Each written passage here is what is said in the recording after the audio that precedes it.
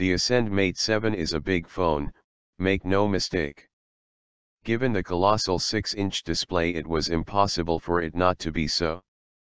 However, what Huawei has achieved is an overall package only a smidgen larger than a Samsung Galaxy Note 4 and an iPhone 6 Plus, for what that's worth. Large screen, large battery, slim metal body. It's relatively light, too. Coming in at just 185 grams, the 6-inch all-metal phone is a mere 13 grams heavier than the iPhone 6 Plus, as well as carrying only a slightly larger frame.But what about the display itself? We're seeing a trend towards Quad HD displays elsewhere, but Huawei is sticking with just a full HD 1080p IPS display at 6 inches with 368 ppi. And it's fine. In fact, it's better than fine. The display was one of the high points of the Ascend P7 earlier this year, and the same applies to the Mate 7. It's bright, clear, has great color reproduction, and importantly you can see it well enough outdoors. And it sits so close to the surface of the phone that it feels like you're actually touching it, not dragging your finger across a piece of glass. On the whole, it's a win on the hardware front for the Mate 7. The design and construction isn't just good for a Huawei phone, it's good by any standards. It ticks all the premium boxes on the outside, and there's enough horsepower inside even the 2GB RAM option to cope with most everyday tasks. The fingerprint scanner, while still something of a novelty, is probably the best implementation on an Android phone so far. We've already seen Huawei step up its game with its hardware over the past 12 to 18 months, and the Ascend Mate 7 continues that trend. It may not be as popular as something like the Galaxy Note 4 when all is said and done, but it's just as well built. There are some other nice touches Huawei has included on the Mate 7 that we've seen before, designed to help out users of all levels of expertise. The simple home screen style is back with big, colorful icons and an absence of widgets.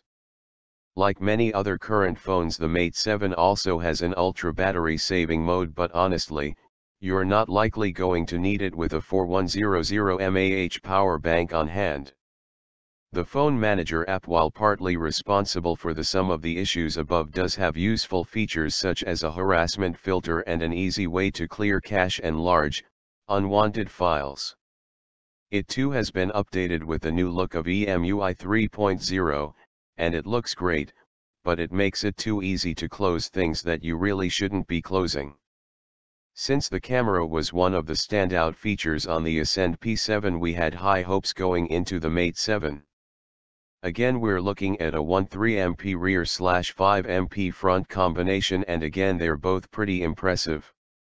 Alongside the Ascend Mate 7, Huawei also announced a pair of noise-canceling earbuds that work with the phone in a very special way.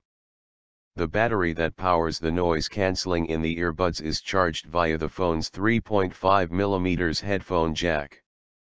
If you use them with the Mate 7, you get unlimited battery life, which drops down to 2 hours when used with another device. There's also an included USB adapter to top them up away from the phone. It's not that the Mate 7 is a class leader in any particular area with its camera, but what it offers is good all-round performance. The HDR feature adds subtle but noticeable improvements where it needs to, and in good light images are crisp, bright, and pretty natural looking. There's no evidence of oversaturation, and it's pretty quick to focus and take pictures. The Mate 7 is more than just a good phone by Huawei standards, it's a good phone, period.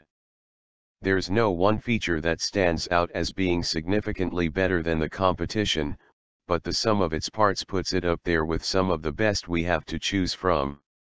We've got the premium aluminum construction, a fantastic display, impressive internals, and a good all-round camera. The software's still a point of relative weakness, but there's been some movement in the right area.